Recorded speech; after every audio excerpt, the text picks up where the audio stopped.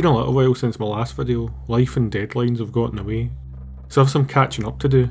A good few Criterion Challenge videos to catch up on at the very least. I'm going to start off though with a film positivity favourite, a random film from a list of favourites I made on Letterboxd quite some time ago, a link to which will be in the video's description. And the choice this time is Errol Morris's 1988 documentary The Thin Blue Line, a documentary about the real life murder of a Texas police officer and the man who was imprisoned for that crime. In the 1980s, documentary filmmaker Errol Morris was conducting research for a project about psychiatrist Dr. James Grigson, a man who was often called to give psychiatric evidence in criminal trials, who would almost always declare the defendant likely to re-offend, leading to him being involved in more than 100 trials that delivered a death sentence, and earning him the name Dr. Death. In the course of this research, Morris interviewed some of the inmates who found themselves on death row partly thanks to Grigson, and found a man named Randall Adams who maintained that he was completely innocent of the crime that he'd been convicted of, the murder of a Dallas police officer. Morris himself was sceptical of Adams' guilt and chose to abandon Grigson in favour of exploring Adams' story further. Morris traces Adams' path through the American justice system from the night of the murder to Adams' arrest and trial.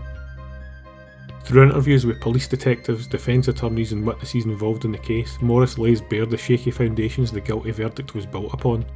The two figures most central to the film's narrative are Adams himself, who was of course convicted of the crime, and David Harris, who the film positions as the true perpetrator.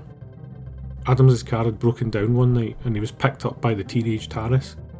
Adams said the two spent some time together, saw a film at the drive-in, and Harris dropped Adams off at his motel before the two parted ways.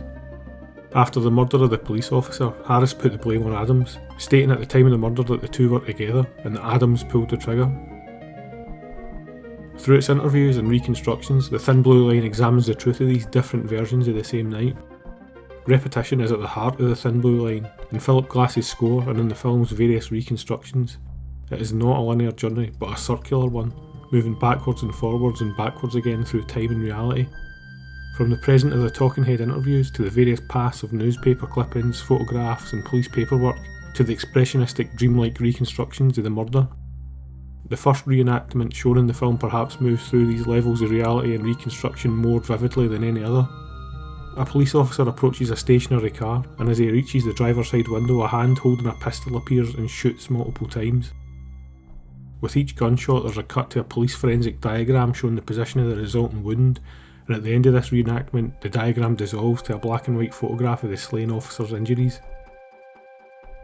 The dramatic reconstruction of Morris's filmed reenactment competes with the police's forensic reconstruction of the crime, before both give way to the photograph, a stark documented reality which highlights the real-life consequences of the events that the film will be intellectually concerning itself with. Reconstruction is a fairly large part of documentary filmmaking in general, and something that I've touched on before in my short review of Nanook of the North. Scottish documentary filmmaker John Grierson, a leading figure in the British documentary film movement of the early to mid-20th century, said that the purpose of documentary is the creative treatment of actuality. Essentially, a documentarian takes something that's happened and treats it so that it can be displayed in the most palatable or perhaps most artful way for an audience. This can be through a myriad of filmmaking techniques, including editing, staging, reconstruction or voiceover. This is a vigorously disputed definition of documentary, but it is one way to think of them, as creatively depicted versions of what truly happened. The Thin Blue Line seems to go the opposite way. It contains many reconstructions of the murder that is central to its narrative, but there is no reconstruction of what it implies as the true version of events, that Harris alone perpetrated the murder. By showing only that which it purports to be untrue, The Thin Blue Line makes itself a post-Griersonian or even anti-Griersonian documentary. In The Thin Blue Line, the truth is not reconstructed, it is simply constructed.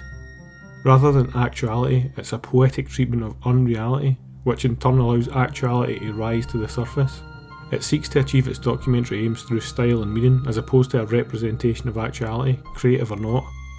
It does not seek to reconstruct reality for its audience, but instead allow its audience to tease out reality in other ways. Rather than the creative treatment of actuality, it's the creative treatment of illusion, and by gathering and depicting the various falsehoods, it helps its audience discard that which is false in order to get closer to the truth.